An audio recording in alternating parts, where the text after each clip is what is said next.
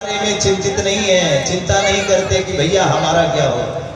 हम दूसरे के पीछे परेशान हैं। हमारी अपनी चिंता नहीं है कि हम आए क्यों हैं, हमारा कर्म क्या है, कर्तव्य क्या है, बल्कि हमें दूसरों की चिंता है। बेटा खाया कि नहीं, बेटी खाई कि नहीं, बेटा पढ़ने गया कि नहीं, पत्नी क्या कर रही, पति क्या कर रहा, घर कैसा चलेगा, परिवार कैसा चलेगा। हम अपनी चिंता छोड़ दिए कि हम क्यों आए थे, हमें क्या करना है और कहां आए थे, कहां जाना है। माया के वो पुजारी आगे की खबर तो कर, एक घर छोड़ के एक घर जाना भी है। लेकिन भैया जिस घर को छोड़ना है हम उसी घर को सजा रहे हैं। कोई कह रहा है भैया हमारे मकान में अभी टाइल्स लग रहा है, कोई कह रहा है नाना अभी तो पत्थर लगवाना बाकी है, कोई कह रहा है भैया अभी तो बहुत बढ़िया से काम हो रहा है, लैट्रिन बाथरूम तक बनवाना है, भैया अभी 2 मंजिल बनाना है, 3 मंजिल बनाना है, 4 मंजिल बनाना है। जिस मकान को छोड़ना है हम उस मकान को टाइल्स मार्बल पत्थर से सजा रहे हैं, और जिस मकान में हमें जाना है उस मकान की चिंता ही। माया के वो पुजारी आगे की खबर तो कर, एक घर छोड़ के एक घर जाना है। तो घर छोड़ना कौन है, जिसको हम सजा रहे हैं, और जाना कहां है, जिसकी हमें चिंता नहीं है। तो जिस घर में हमें जाना है उसकी हमें परवाह नहीं, चिंता नहीं कि भैया यहाँ तो टाइल्स मार्बल पत्थर दिख रहा है, वहां जाने के बाद मिलेगा कि नहीं, वहां क्या है, उसके लिए हमने क्या किया। अरे भैया उस घर में भी तो हमें रहना है, लेकिन उस घर का परवाह नहीं, उसकी हमें चिंता नहीं। एक घर छोड़ के एक घर जाना भी है। सुखदेव जी कहते हैं राजन, तो ये शरीर उपासना के लिए मिला, लेकिन हम वासनाओं में ऐसे व्याप्त हुए, ऐसे लिपट गए कि भैया अब संसार में फंसते चले गए।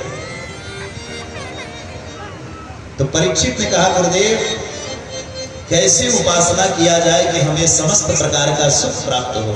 तो सुखदेव जी कहते हैं राजन, यद्यपि कोई अन्न की कामना करना चाहता है कि मेरे घर में अन्न खूब आए, किसान वर्ग के लोग, अधिक किसानी करने वाले लोग यही कामना करते हैं, तो सुखदेव भगवान कहते हैं राजन ऐसे लोगों को अदिति मैया की उपासना करनी चाहिए, अदिति माता। सुखदेव जी कहते हैं राजन जो रूप का कामना करना चाहते हैं कि मैं बहुत ज्यादा सुंदर दिखूं, कुछ लोगों की आदत होती है कि बहुत सजने धजने में समय लगाते हैं, तो बहुत ज्यादा मैं सुंदर दिखूं, तो ऐसे लोगों को क्या, तो सुखदेव जी कहते हैं राजन ऐसे लोगों को गंधर्वों की उपासना करनी चाहिए।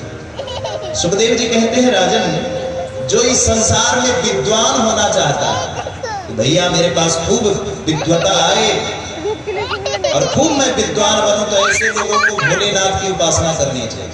जो महादेव का उपासक है, महादेव को भजता है, बहुत विद्वान होता है, आगे चल करके उसकी विद्या बड़ी प्रखर होती है। सुखदेव जी कहते हैं राजन जिसका दाम्पत्य जीवन बहुत बढ़िया से चलाना है कि भैया पति पत्नी का समन्वय बना रहे, तो ऐसे लोगों को दुर्गा मैया की उपासना करनी चाहिए। जो दुर्गा मैया के उपासक हैं उनका पति पत्नी का तालमेल बहुत बढ़िया रहता है। सुखदेव जी कहते हैं राजन इस संसार में जो समस्त प्रकार के सुख को प्राप्त करना चाहता है कि भैया घर भी बन जाए, मकान भी बन जाए, परिवार भी चले, दुकान भी चले, व्यापार भी चले, सब कुछ बढ़िया से चले, तो उसे क्या करना चाहिए।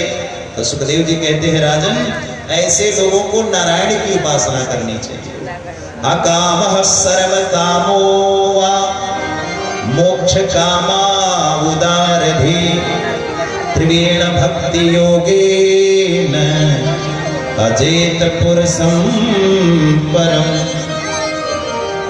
जो समस्त प्रकार के सुखों को प्राप्त करना चाहता है कि भैया घर भी बने, मकान भी बने, परिवार भी चले, दाम्पत्य जीवन भी चले, गाड़ी भी आ जाए, बंगला भी बन जाए, तो ऐसे लोगों को नारायण का उपासना करना चाहिए। जो नारायण का भक्त है वो समस्त प्रकार के सुखों को प्राप्त कर सकता है।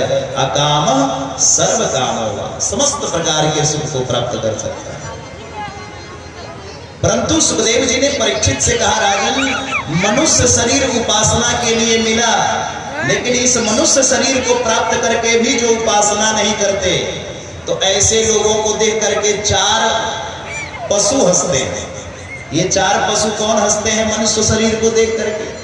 देखिए ये हमारा अपना मनुष्य शरीर है और इस शरीर को भी देख करके चार पशु हंसते हैं। पशु कौन कौन?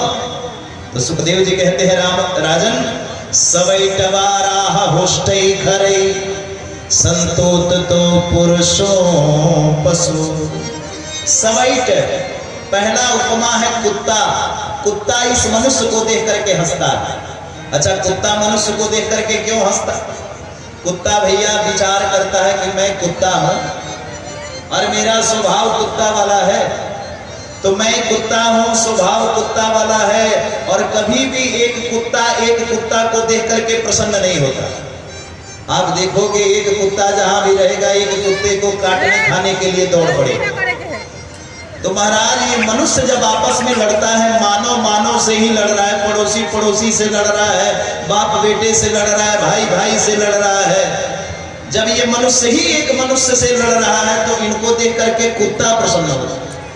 कुत्ता इसलिए प्रसन्न होता है कि कुत्ता सोचता है भैया हमारे में ही अवगुण नहीं है, ये मनुष्य भी बिल्कुल हमारे प्रजाति के हैं, जैसे हम हैं वैसे ये भी हैं। पहला उपमा कौन? तो सवैट। सुखदेव भगवान कहते हैं राजन, पहला है सवैट। सवैट मतलब कुत्ता। कुत्ता इस मनुष्य को देख करके हंसता। वाराह दूसरा उपमा क्या है? तो वाराह मतलब बोले सुअर। सुअर भी इस मनुष्य शरीर को देख करके हंसता। सुअर क्यों हंसता है? तो सुखदेव जी कहते हैं राजन, सुअर इसलिए हंसता है कि सुअर विचार करता है कि मैं केवल बच्चा पैदा करता हूं और नाली में पड़ा रहता हूं, अपने बारे में सोचता, कभी किसी के लिए परोपकार नहीं करता, कभी दीन दुखियों की सेवा नहीं करता, कभी गरीबों के लिए नहीं मरता, केवल अपना और अपने परिवार के भरण पोषण में मैंने अपना पूरा जीवन व्यर्थ कर दिया। और ये मनुष्य भी तो वही कर रहा है, अपने लिए कमा रहा, अपने परिवार के लिए कर रहा और परिवार को खिला रहा। मानव तन लेकर के भी किसी दीन दुखियों की सेवा नहीं किया, किसी गरीब का कल्याण नहीं किया, किसी दीन दुखियों का सहयोग नहीं किया, तो भैया ये बिल्कुल हमारे प्रजाति का है, इनमें और हमारे में कोई अंतर नहीं है। सुखदेव जी कहते हैं राजन, सवैटवाराह होष्टै खरै। तीसरा उपमा है ऊंट। ऊंट इस मनुष्य तन को देख करके हंसता है। ऊंट क्यों हंसता है? तो ऊंट कहता है भैया मैं जीवन भर गर्दन ऊंची करके चलता रहा, बदले में क्या मिला? बोले रेगिस्तान का रेत। रेगिस्तान के रेतों में मुझे भटकना पड़ा, अन्यथा आज तक कुछ नहीं मिला। और ये मनुष्य भी अब थोड़ा सा मान आया, सम्मान आया, प्रतिष्ठा बढ़ गई, 10 बीघा जमीन खरीद लिया, प्लॉट खरीद लिया, 2-4 करोड़ बैलेंस हो गया, बैंक बैलेंस, तो अब ऊंट की तरह हमारी तरह गर्दन ऊंची करके चलने कि भैया हम किसी से कम हैं। पहले काका चाचा ताऊ बगल से चले जाते थे तो प्रणाम भी हो जाता था, अब चाचा काका ताऊ ये सब बगल से ही गुजर जाते, हम प्रणाम नहीं करते। क्यों? हम सोचते हैं भैया हम इनसे कम हैं, हमारे पास पद कम है, प्रतिष्ठा कम है, हम विद्वान कम हैं कि इनको प्रणाम करें। तो ऐसे लोगों को देख करके ऊंट हंसता है। ऊंट कहता है भैया हमने भी जीवन भर गर्दन ऊंची किया लेकिन बदले में कुछ नहीं मिला, और ये मनुष्य भी बिल्कुल हमारी प्रजाति का ही है। तो सवैटवाराह होष्टै खरै संतोत तो पुरुषो पशु। चौथा उपमा है गदहा। गदहा भी इस मनुष्य को देख करके हंसता है। गदहा क्यों हंसता है? गदहा विचार करता है कि मैंने जीवन भर मालिक की सेवा की, मालिक ने हमको क्या दिया? 2-4 डंडा,